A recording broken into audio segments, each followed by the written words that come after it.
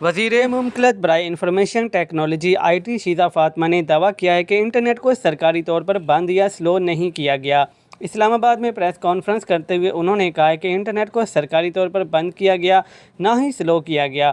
کچھ ایپلیکیشنز پر down loading نہیں ہو پا رہی تھی تو بہت بڑی تعداد میں شہریوں نے VPN کا استعمال کیا۔ زیادہ VPN کے استعمال سے ڈائریکٹ انٹرنیٹ تک رسائی لی گئی تو ٹریفک بڑھنے سے سپیڈ کم ہوئی۔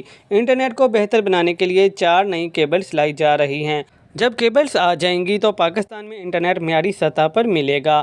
5G اسپیکٹرم کی نیلامی بھی بہت جلد ہوگی۔ وزیر مملکت برائے IT کا کہنا تھا کہ SIFC کے تحت ملک میں سرمایہ کاری میں اضافہ ہوگا۔ تمام تر معاشی مشکلات کے باوجود IT ڈیمانڈ پوری کی گئی اور 60 ارب کا بجٹ دیا گیا۔ 2 IT پارکس اسلام آباد اور کراچی میں بنائے جا رہے ہیں۔ اسلام آباد IT پارکس 10,000 سے زائد روزگار کے مواقع فراہم کرے گا۔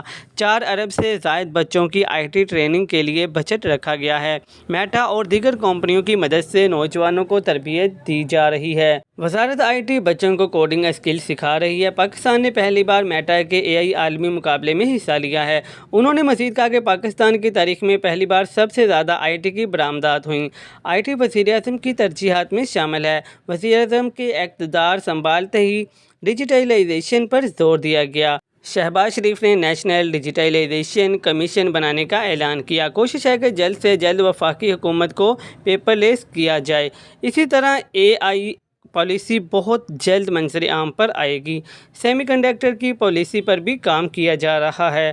مزید نیوز اپڈیٹس کے لیے چینل کو سبسکرائب کر لیں تاکہ ہر آنے والی نئی اپڈیٹ سب سے پہلے آپ کو مل سکے۔